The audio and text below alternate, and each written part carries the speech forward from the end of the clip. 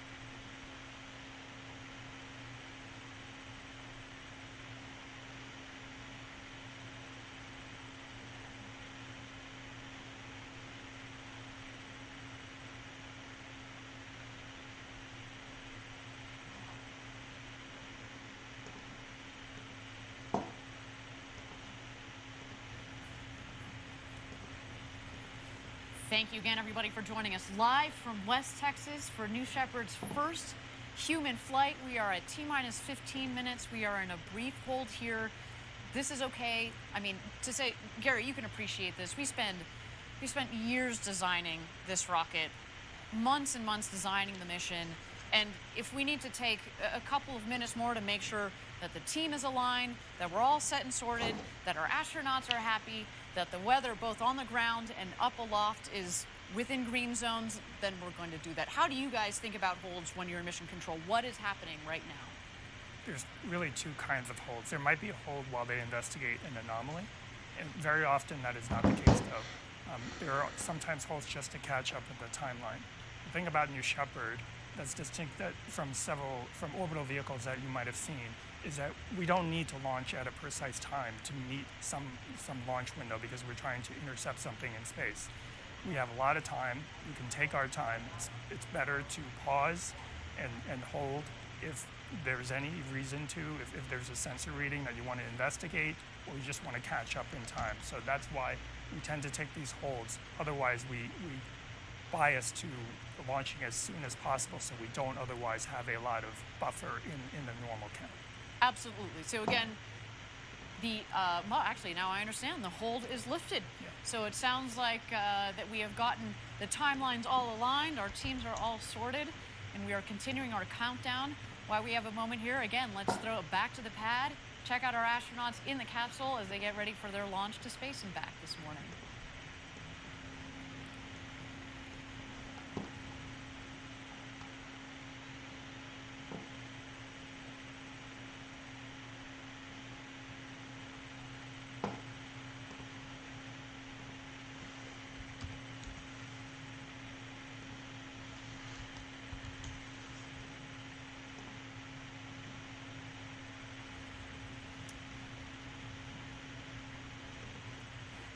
All right, everybody, we are at T-minus 14 minutes and 5 seconds to go until launch here.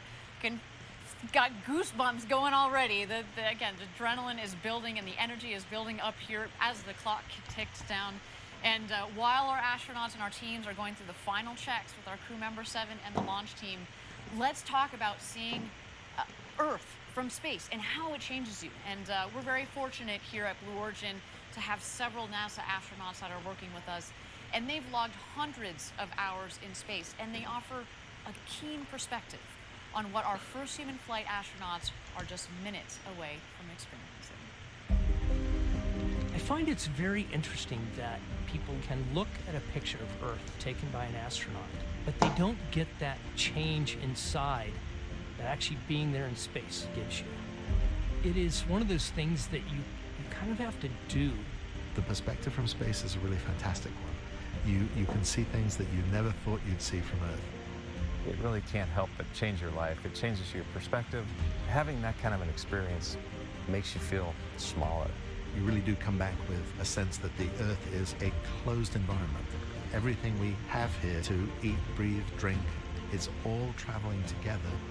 And looking at the blackness of space and looking at the surface of the Earth and seeing that almost nothing separates those two. All of humankind is on this one small rock, protected by this thin, fragile little layer of air. It makes you realize that the planet is, in fact, a giant spaceship traveling through space that's home to 7 billion of us. And I think every astronaut who goes to space is changed by it in some way. They've actually documented a change in core values in almost all astronauts from before the flight to after the flight. And as millions and millions of people begin to get this experience, I think the knowledge on Earth and a different understanding about our planet will gradually occur.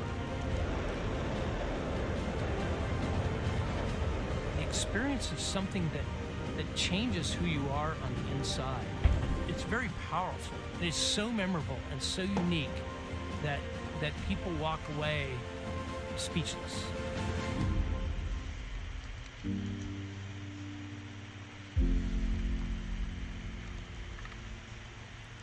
Incredible stuff. I hope one day I get to experience that. And I know obviously the 4 people that are on top of that rocket are about to do that.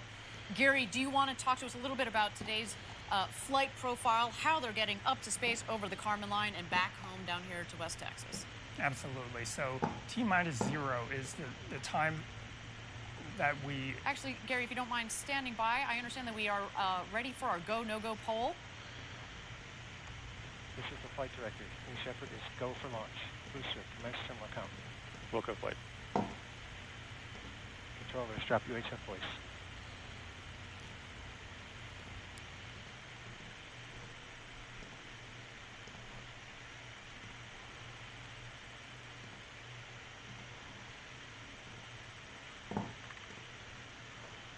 Enabling onboard power.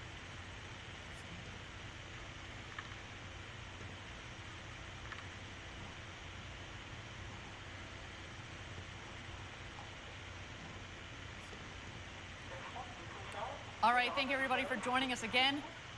Sorry about that. So we got so caught up in the flight profile and the perspectives from our NASA astronauts.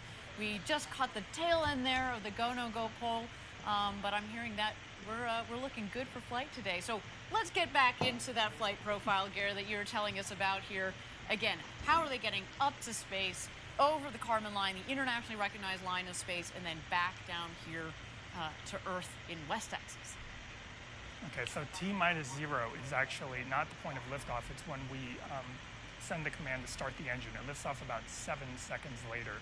It will ascend for about 2.5 minutes and then shut off. It goes through what we call MECO, main engine cutoff.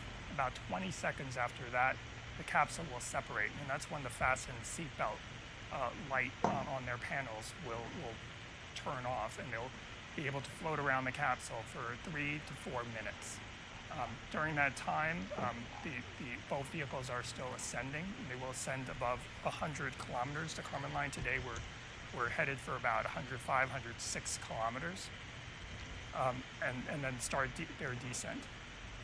The capsule, the booster will actually re-enter first. It's more aerodynamic. Before it hits the atmosphere, it deploys wedge fins on top to stabilize it, and then uses those aft fins to steer back over the pad. Just over the pad, about 20,000 feet above, it deploys drag brakes to slow itself down, and then restarts its engines just seconds before hitting the ground to slow itself down to a soft landing. The landing legs will come out just seconds before landing. It might do 1 or 2 maneuvers to make sure that it's over that pad, and then it will touch down softly. Meanwhile, the capsule will continue its flight. The astronauts will strap back in before hitting the atmosphere, get back in their seats. There'll be thrusters that will stabilize the capsule just to prevent it from rocking too much, and then parachutes will deploy about 10,000 feet above the ground. First, drogues will fire, and those will extract the mains. And then finally, a landing will occur on a cushion of air, which will fire just about 6 feet off the ground. Fantastic, and you know, we've mentioned this before on previous webcasts that the dirt down here, it's like talcum powder. It goes everywhere, and so when we have that air cushion that fires, it really kicks up the dust. But again, they're coming in at just about 1 or 2 miles an hour. It's a really nice, soft landing. And again, Gary, we confirmed we are go for launch for first human flight on New Shepard. My goodness, I mean, you've been waiting for this day for 17 years since you joined Blue Origin. What are you feeling right now, Gary? It's still hard to believe that it's actually here. I don't know if it's set in yet, but the main thing I'm feeling is I'm thinking about the entire team, past and present, the hundreds and hundreds of people that have worked on the New Shepard program, and what this must mean to them. Absolutely. It's you know, we talked about the team here. It's a lean and mean team, obviously, but each one of those people has contributed so much to this program. It's again, a special shout out to all of our Blue Origin team members watching around the world. Now, for the others that are watching around the world, if you want to experience space flight for yourself, if you want to do what Jeff and Mark and Wally and Oliver are doing today, and you're serious about it, send us an email at astronauts@blueorigin.com. We're open for ticket sales to send you all to space. What just an incredible, incredible day. And you know, we're so lucky to have this particular crew on board today, Gary. And I feel like, you know, not only do we have this beautiful story about the Bezos brothers that are going up, and Wally and Oliver, soon to be the oldest and the youngest astronauts who have ever flown into space. Oliver, that's representing our international friends out there, taking the Dutch flag to space, you know. And then again, Wally, who has been thinking about going to space, well, her entire life, but certainly since the 1960s, and she was part of that program that got canceled, and she just kept, you know, fighting until recently we said, hey, Wally, why don't you join us for this first crew? And I can only imagine our future customers that are going to go on board. They're going to represent the world. They're going to represent many different backgrounds, and we certainly look forward to that. As we mentioned, we're going to have 2 more flights in 2021 for a total of 3, and again, many more to come in the future. And that is just fantastic. And I can imagine, again, as you were building the system, Gary, as you were thinking about, okay, this is not just a 1 or 2 flight, you know, operation with New Shepard. You've built it for a long-term program. We've built it to continue indefinitely and to take hundreds and hundreds of astronauts in the future. We hope to be into the thousands soon. And just think about that, right? There have only been about 560, 570 people that have ever been over the Kármán line, up 100 kilometers up over the internationally recognized line of space. And today we're going to add 4 more to that list, which is so cool. Yes, and someday in the near future, we will be over 570 just on the New Shepard program. Can you imagine? Are you going to go up? Absolutely. You going to go up with me? Sure. You in, man? Awesome. Okay, we are T-minus 4 minutes and 20 seconds to go until launch. What an incredible moment. Let's check out New Shepard on the pad here. We are awaiting, the rocket is going to go into some last-minute checks on the vehicle. At T-minus 2 minutes is when the vehicle, we throw the show over to her. It's all on her. It's an autonomous vehicle. But Gary, do you want to talk to us about what are some of those last-minute checks that the vehicle is going through, and that we're going to see especially on our screen? Right, so as you mentioned, the last 2 minutes are auto sequence, and that is executed entirely by the vehicle itself through an automated checklist. You'll see a couple of things. There will be things that you don't see. such as sensor checks, pressure checks on the tanks, radio checks. Hundreds and hundreds of different checks will be stepped through in this checklist. But what you will see is the hydraulic system spooling up, which will wiggle the engine gimbal as well as the aft fins. They're not only wiggling those surfaces, but they're making sure that there's no stiction and they travel smoothly. Fantastic. And again, we are waiting to see that. You'll be able to see, as Gary said, you don't get to see all of those last-minute checks, but we certainly get to see the aft fins. As Gary mentioned, those are the fins at the base of the vehicle. There are 4 of those. Obviously, they help direct the rocket both up and down. And then the engine will gimbal. That is our BE3 engine. The Blue Engine 3, 110,000 pounds of thrust. Liquid oxygen and liquid hydrogen are what are the propellants in the engine. It's not only a powerful and also throttleable engine. I'll talk about the throttleability just here for a second. We throttle the engine back as it comes back to land, and that's what creates a nice soft landing, because as it comes in, of course, it's not filled with all the propellant that it had all the way back up. So if we throttle it back, kind of like an airplane, it comes in for a nice, soft landing. And, you know, what a trip to space and back. Again, this vehicle, we've had 15 successful flights on. Again, we're looking forward to this 16th one, of course, a very special one with people on board today. I just, T-minus 2 minutes, there we go. Bridge is retracting. The bridge is retracting. There's Oliver on the left, Jeff Bezos on the right. We are about to go to space, everybody.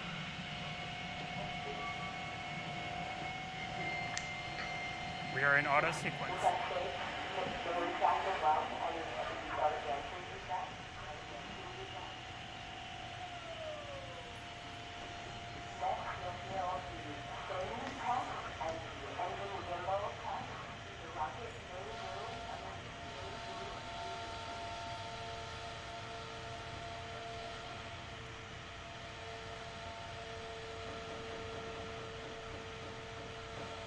Ariane, when that engine gimbal check occurs and that engine swings, they should actually be able to feel it in the cabin, because it'll sway the stack back and forth. There go the aft fin checks.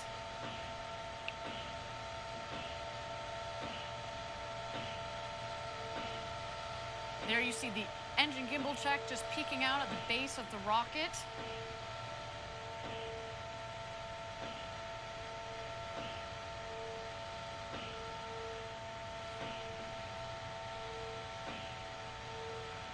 All right, here we go, everybody. Thousands of people contributed years to this historic moment. Ladies and gentlemen, it's time for Blue Origin's first human flight. Godspeed, first crew of New Shepard. Let's light this candle.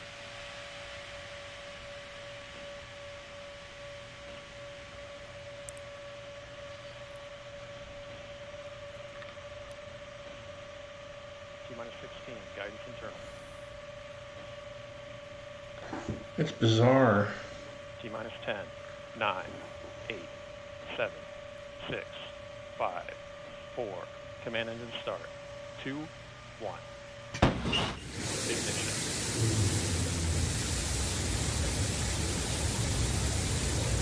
We have liftoff. New Shepard cleared the tower. And New Shepard has cleared the tower on our way to space with our first human crew. Go, Jeff. Go, Mark. Go, Wally. Go, Oliver. You are going to space.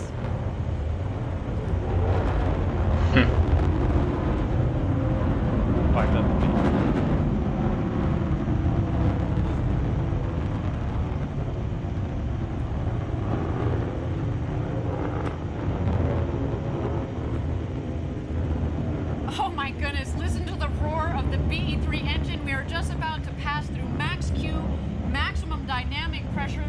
That was when the stresses on the vehicle are at their maximum. Max Q. Max Q is confirmed. Beautiful burn on that BE3 engine. Liquid hydrogen Mach 1. and liquid oxygen as the propellant. It's a nice, not just clean in terms of beautifully performing, but what comes out of it, it's steam, right? whew, to see the glow of the engine underneath the rocket, just under our shoulders, and to know that we've got a crew that is going to space. It just feels different, doesn't it, Gary? It is totally different. All right, you can follow along, of course, the speedometer in the bottom left, the altimeter in the middle of the screen there.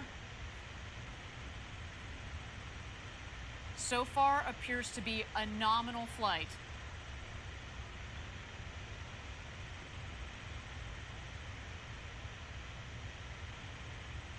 All right, coming up here on MECO, main engine cutoff. That will be followed shortly by separation.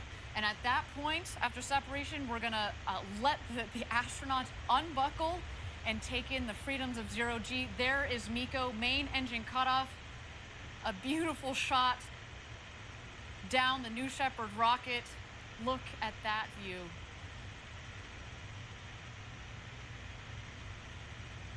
Unreal. Awaiting separation here.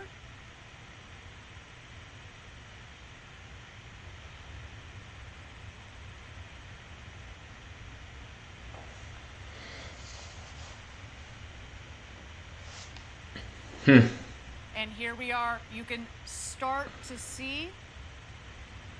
No video by. from. You're going to see the separation of the capsule from the booster itself.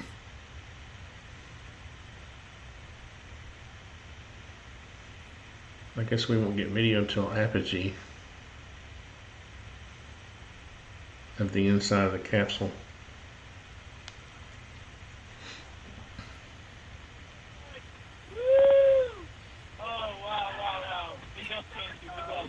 Look out the window. Holy shit, God.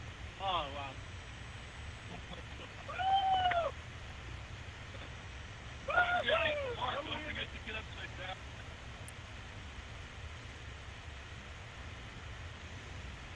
And there we go. Our astronauts have passed the Kármán line at about 328,000 feet, continuing their ascent. You see the two vehicles there. When the speed hits zero, you know that they've hit apogee, their maximum altitude, and you hear they're having quite an experience.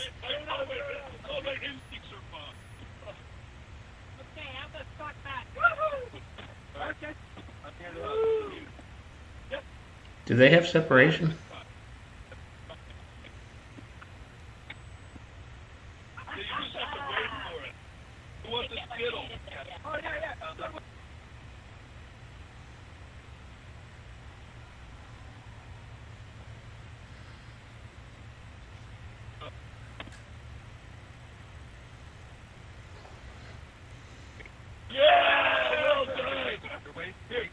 One minute warning.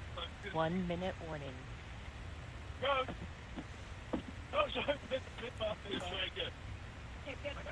They didn't announce separation.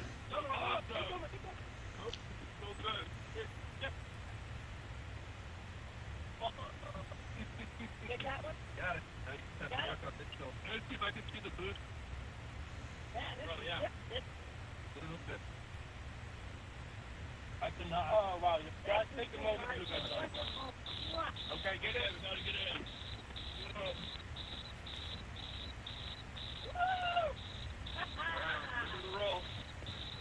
Oh, fantastic. Look at this. It's dark up here. Oh, wow.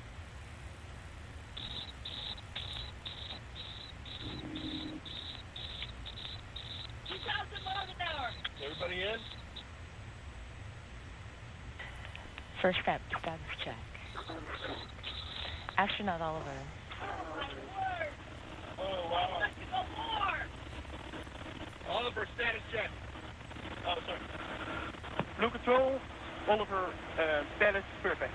INSEE. Copy, astronaut Wally. Wally.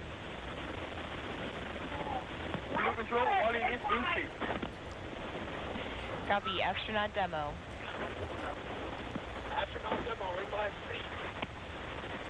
Copy, astronaut Bezos.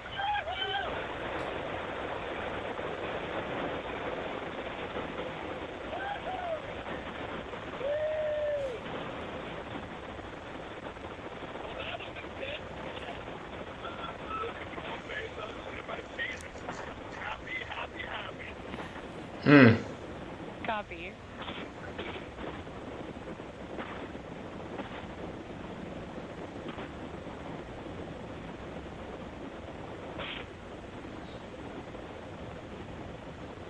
Thank you again, everybody, for joining us live for our first human flight on New Shepard. So far, a nominal flight. Our booster is about to return to its landing pad.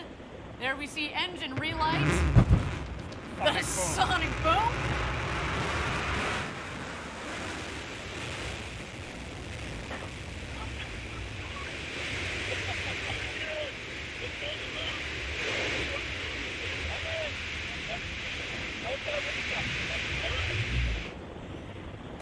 And booster touchdown. Welcome back, New Shepard. A beautiful rocket that provided a beautiful flight to space. First up, your booster has landed. Booster landed. Blue Control Bezos, that's great to hear about the booster. And there it is, our crew capsule with our 4 crew members on board. You have a very happy crew up here, I want you to know.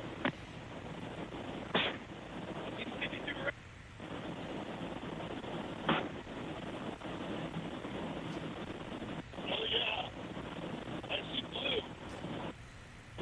I see the big barn. Stand by drogues. Stand by drogues.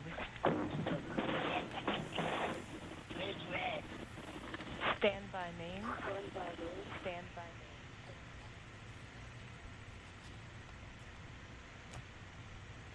Oh, so far, a nominal flight. Here comes the crew capsule back from space.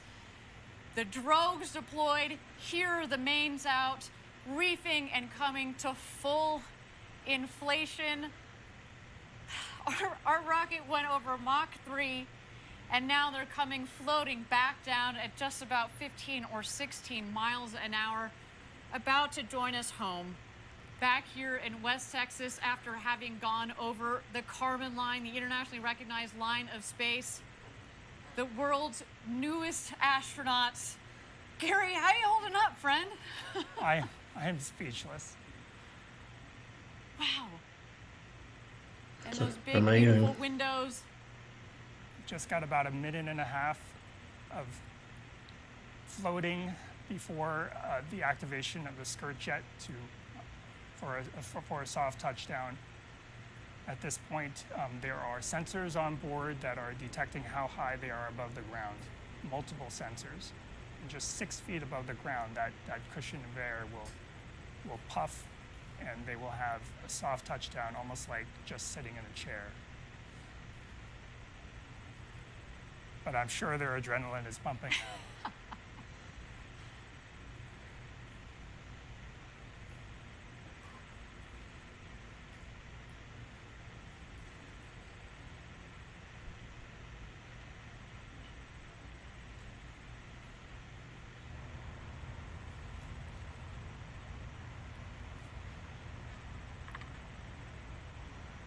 And touchdown.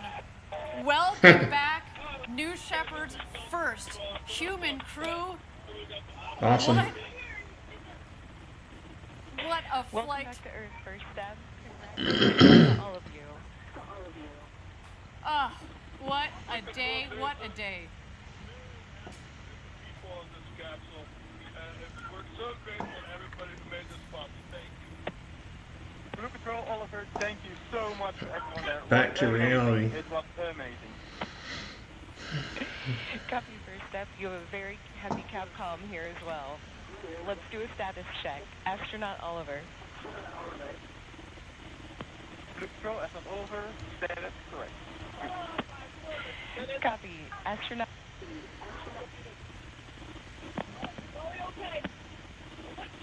Copy. Astronaut demo.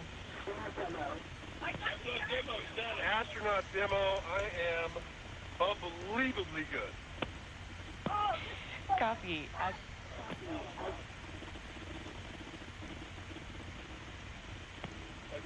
Blue Control, Bezos, best day ever.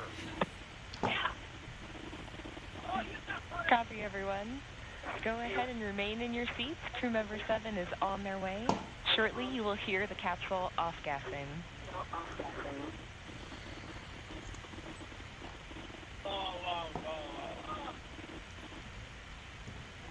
Did anybody have to or altitude or application? I didn't. Yeah. No, that's not too bad. This is my bad. It's okay. I had, my main mission was accomplished. I didn't kick anyone. That's fine. That was only about 5 minutes. Yep.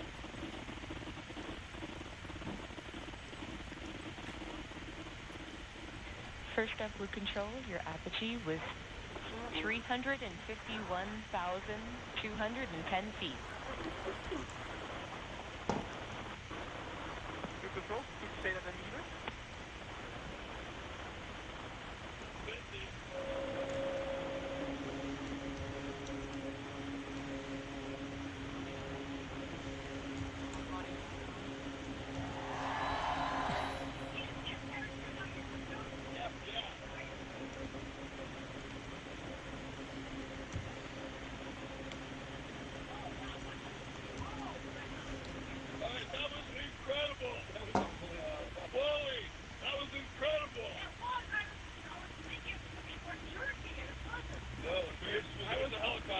I was surprised at how easy zero G was. Yeah, it felt very, like, remarkably natural. It's like swimming. Yeah.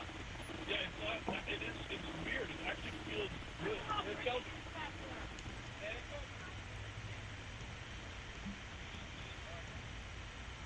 Well, what a day. You can see our the world's newest minted astronauts there on board discussing their incredible flight of a lifetime up to space and back.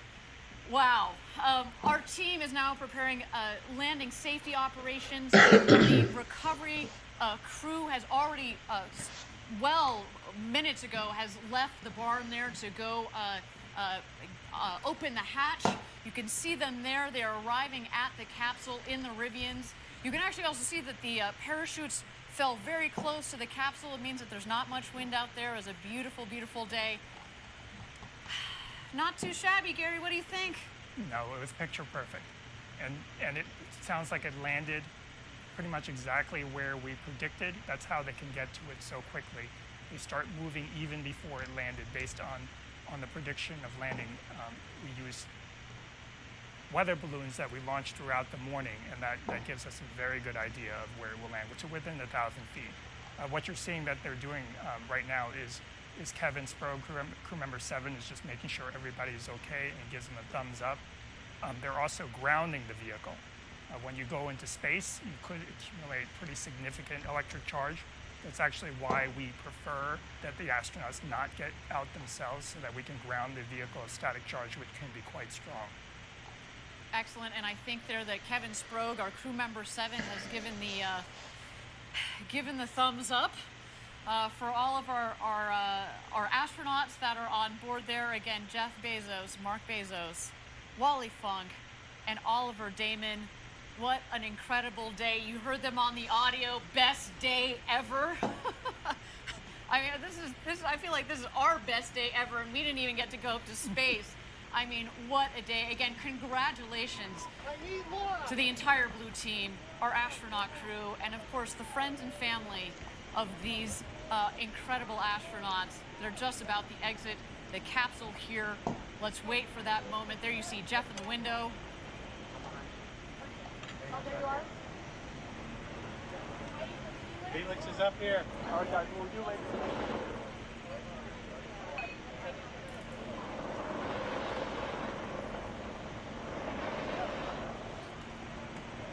I got a main line in front of the hatch.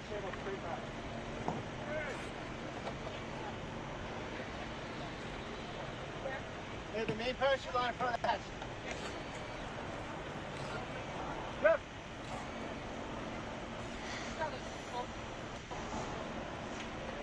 Okay, take the side, take the side.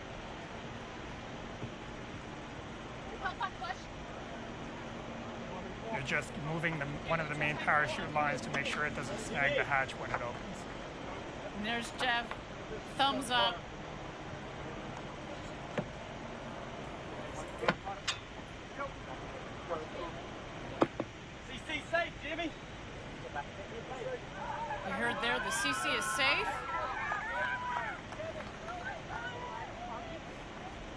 I got it. Go. No, it's not open. Come on.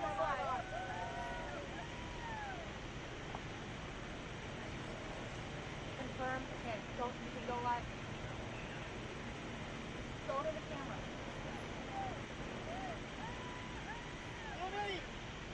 Jimmy! Gary, the architect of New Shepard, congratulations to you, man. Congratulations. Give me a to you hug. guys. This is just, ugh. What a day. Again, thank you everybody for joining us live for our first human flight of New Shepard. Our 4 astronauts went to space and back, topping over 350,000 feet, well over 100 kilometers. They've come back down safely. We're just waiting here for egress. Our crew is going to get out of the capsule and meet their families back here on the ground. Of course, their families that have provided so much support since they were little kids and dreamt of this to this day and this moment. Let me know when everybody's there. Get in here, Mar. Guys, Caitlin, you ready? Stanley, are we ready?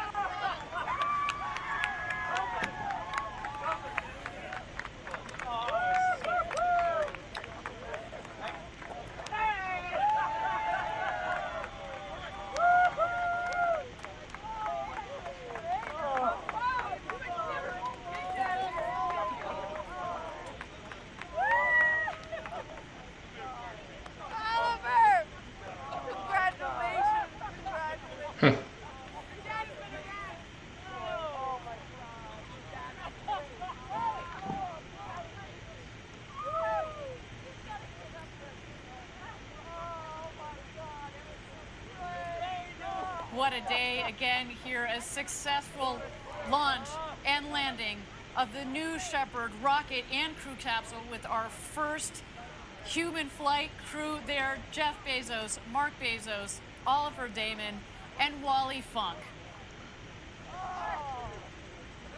And their families there giving big hugs all around. What a moment, so much emotion from all of them. The elation. Did you see Wally? Did you see Wally when she came out? You know this. I told you she was probably going to do a summer, cartwheel as she came out of that capsule. What an incredible, incredible day. Let's just capture a couple more moments of this. Again, space flight. So much engineering, so much objective, hard engineering, technical thought that goes into it. But when you put people on board, there's such an incredible emotional component to this. The time, the effort, the blood, sweat, and tears, you know this better than anybody else. Again, congratulations, Gary. Thank you, Ariane. And congratulations to the entire Blue Origin team.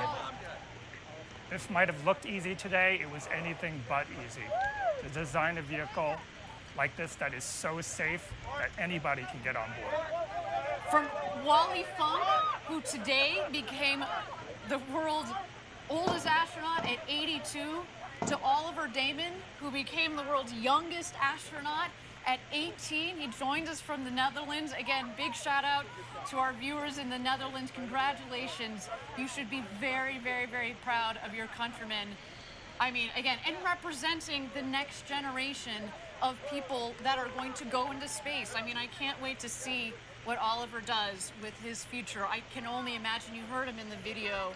You know, he just wants to spread the love, spread the message. I can't wait to hear their impressions of the view from up there. And in fact, I hear in just a moment we hope to be getting a couple of impressions from our astronauts. We'll stand by for that there. You see the friends, the family. You see our CEO, Bob Smith, there. You see a couple of our other executives, of course, this crew safety team. Champagne. And it's champagne time, everybody.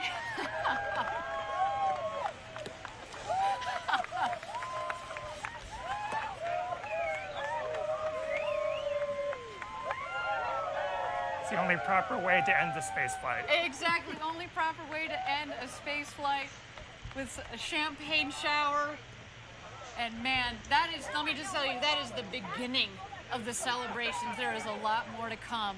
We are, again, not just the crew and the families, but everybody at Blue Origin who has made the historic day possible.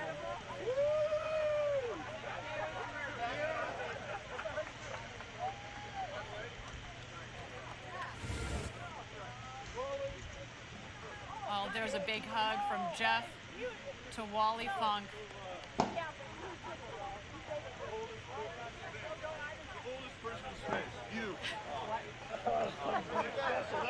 A beautiful moment there.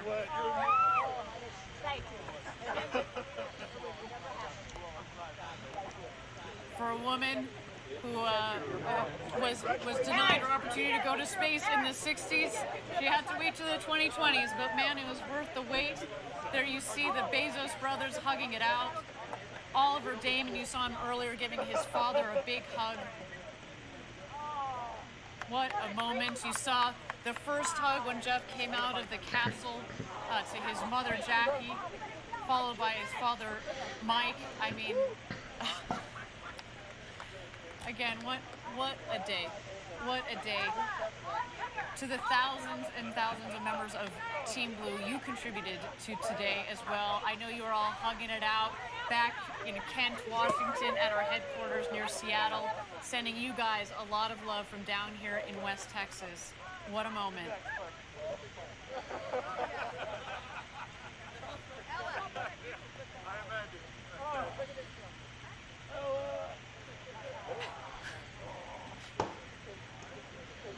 I mean, granted, you know, Gary, we weren't in the capsule, but my favorite part was hearing, you know, the hooting and hollering and the laughing. You know, Jeff is known for his big boisterous laugh.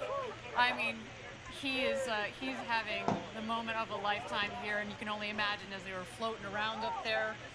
You saw them say, "Gosh, look at the views."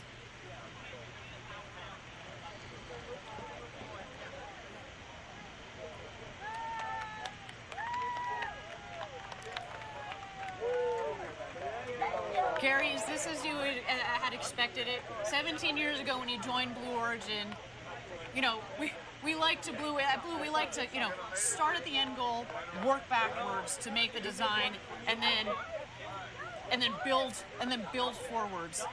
When you sat there 17 years ago with the very small team at the time at Blue, is this what you would imagine? It's certainly what we hoped for, but with the size of the team, when I joined Blue Origin, there were only 20 of us in a warehouse, and it would have taken a huge leap of faith to think that we could have gotten to this point, but we have. Just incredible. You know, I've been here 7 years. We were at 300, so man, you got me beat by a lot there. But you know, I can remember when I joined the team, and we were talking about the moment, the day that we were going to fly people. You know, you talk about it, but it's here and it's now. And I remember we're talking about, okay, well, what will this video look like, and what will that video look like? It doesn't compare. It doesn't matter. This is real. This is so much better than anything that we could have ever imagined. The emotional component to human space flight. We've had 15 consecutive test flights, which, as you said earlier, is why we knew that we were ready to put people on board this rocket. And that's what led us to today. To know that we could do this safely, and to give people the experience of a lifetime. And I think based on what we see there, I think you know, job well done, sir. Job well done. And not only did we do it today, we can do it again and again and again and again. Precisely. Absolutely love it. That was amazing. Everybody, I want to thank you all for joining us from around the world for today's Blue Origin historic first human flight. It's been a moment for the ages, and guess what? We're just getting started. We've got 2 more flights this year and several more in the coming years. I want you to join us a little bit later today. We're going to have a live press conference on our website. You're going to get to hear the firsthand impressions from our 4 astronauts that went to space and back. But to all of you out there, if you like what you saw and you are serious and interested about reserving your seat on a future rocket ride to space and back with New Shepard, we've got some exciting news for you. We are open for ticket sales. Send us an email, astronauts@blueorigin.com. We can't wait to fly you to space and back. Gary, it has been an honor to share the desk with you today, the architect of New Shepard. Thank you so much for your insights. Thank you so much for all of your hard work and all the hard work of your team that has made today possible. Thank you, Ariane. It was unforgettable. Absolutely. The road to space is being built, everybody, and we took a huge step today. But we also need your help. If you're interested in learning more about Blue Origin or joining our extraordinary team, please visit our website. And if you'd like to commemorate today's historic launch, we also have some mission patches for you there. And that's also where you can get some apparel, some collectible gear. It is all there. Look at that sweet patch. So beautiful with the names of our new astronauts. What a day. Everybody, my name is Ariane Cornell. Thank you so much for joining us. It has been a pleasure and an honor to be your host. And of course, until our next launch, Verdatum Ferociter.